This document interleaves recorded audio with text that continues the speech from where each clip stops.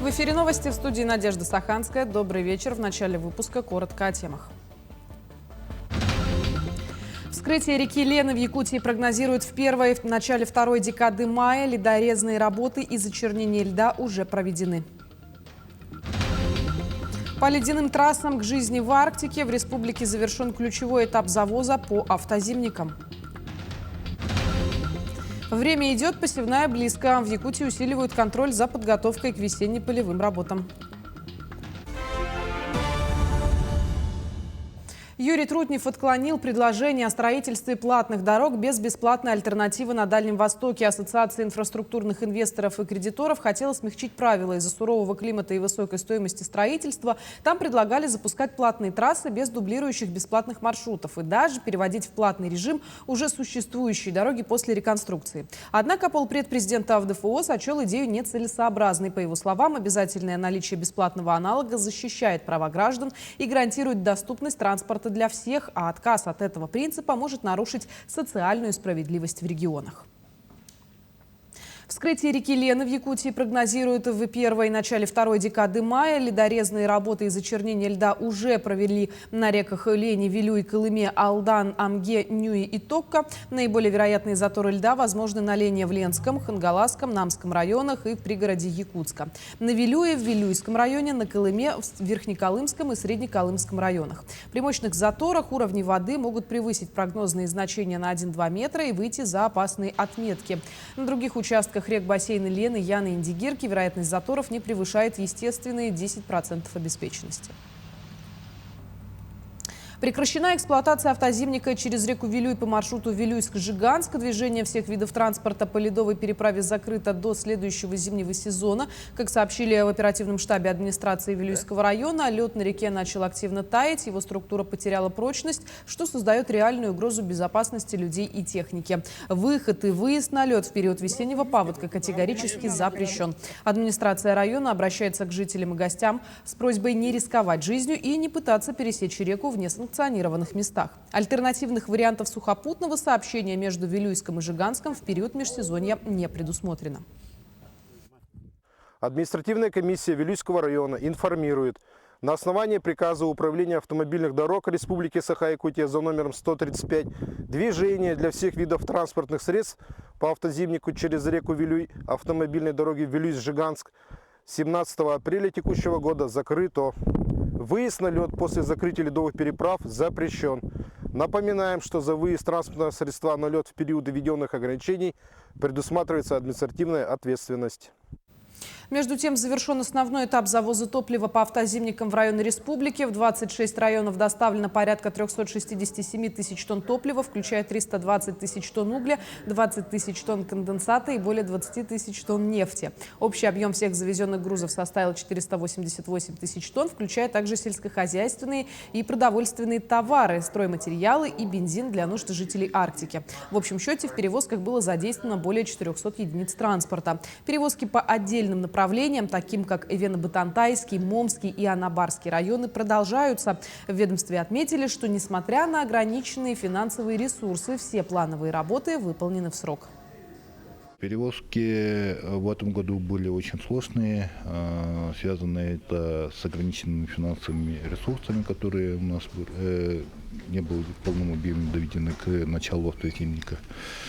Но благодаря усердию наших перевозчиков и пониманию наших перевозчиков, нам удалось на текущий момент уже констатируем, что все плановые объемы выполнены. Те перевозки, которые сейчас идут, они продолжат где-то до мая месяца и в скором времени завершатся.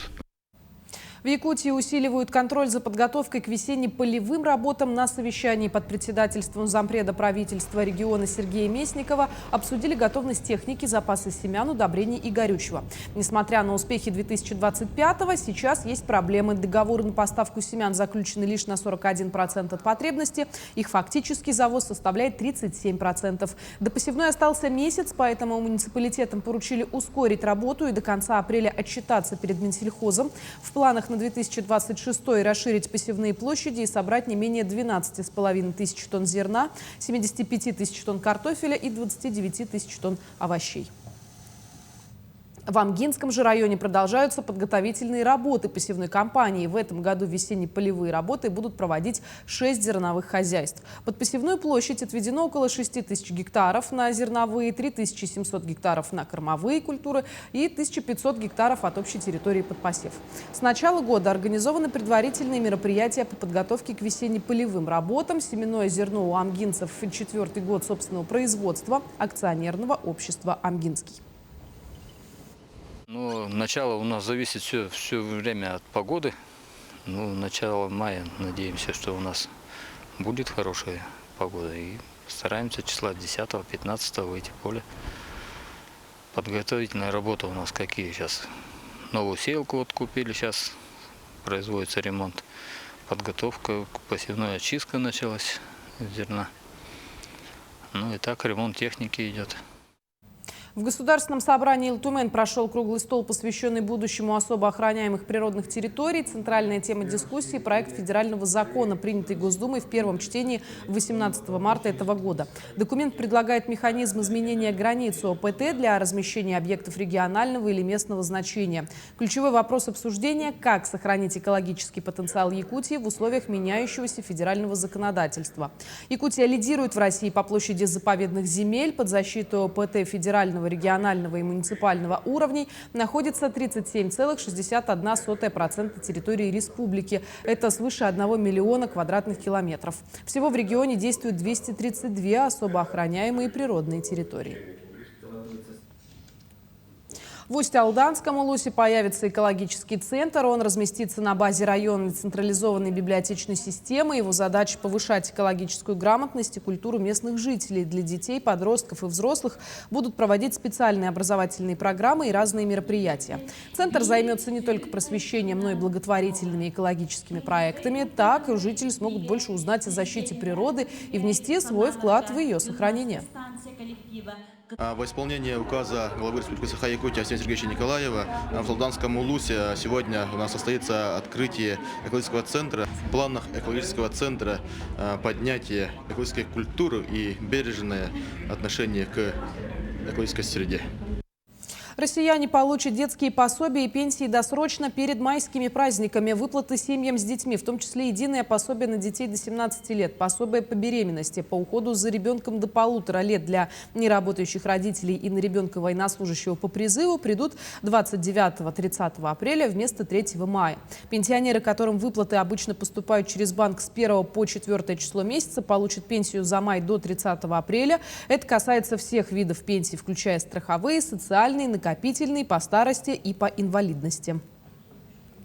В селе Бердигистях профилактическую выездную работу провели сотрудники службы спасения республики и Всероссийского добровольного пожарного общества. В первой половине дня они встретились с учениками школы имени Афанасия Осипова и Семена Данилова. Сотрудники соответствующих организаций рассказали и показали детям, как вести себя в чрезвычайных ситуациях, что делать и как действовать.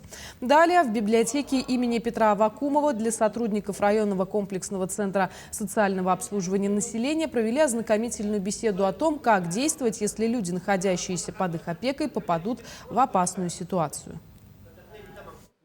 Подготовка детей, школьников, лекции, учебные практикумы по оказанию экстренной доврачебной помощи пострадавшим, экстренной допсихологической помощи пострадавшим, а также профилактические мероприятия, направленные на профилактические меры по предотвращению и распространению пожаров. Сегодня показаны практически на практикуме ребята отрабатывают техники оказания экстренной доврачебной помощи, искусственное дыхание, остановка кровотечений.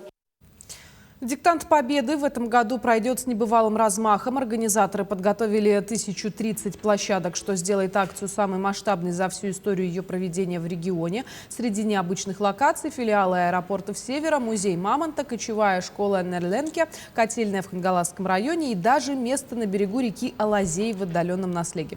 Центральной площадкой станет школа номер 40 в Якутске, где соберутся 500 участников. За 6 лет Якутия закрепила лидерство на Дальнем Востоке по числу площадок и участников. В этом году охват обещает быть еще шире. Хранитель традиций, хранитель единства. В столице республики состоялся творческий конкурс «Горжусь своей профессией». Соревновались 6 команд, состоящих из студентов творческих вузов и колледжей республики. Состязания проводятся с 2016 года. И нынче прошло, отражая Год единства народов России и Год культуры в Якутии. Конкурсанты продемонстрировали связь традиции с современным искусством в 3 этапах, включая творческий и проектную деятельность. Победителей выявят в 3 призовых местах и в специальных номинациях: за верность традициям, лучший социально-культурный проект и за творческую индивидуальность. У меня алтайский народный инструмент, называется топ-шур. Этим инструментом мы исполняем и поем народные песни и также авторские песни. Представляем 3 народа: Саха, Монголия и Алтай. Мы исполняем народную песню алтайскую и танцевальный хореографический номер сопровождений. Такие конкурсы нам нужны, чтобы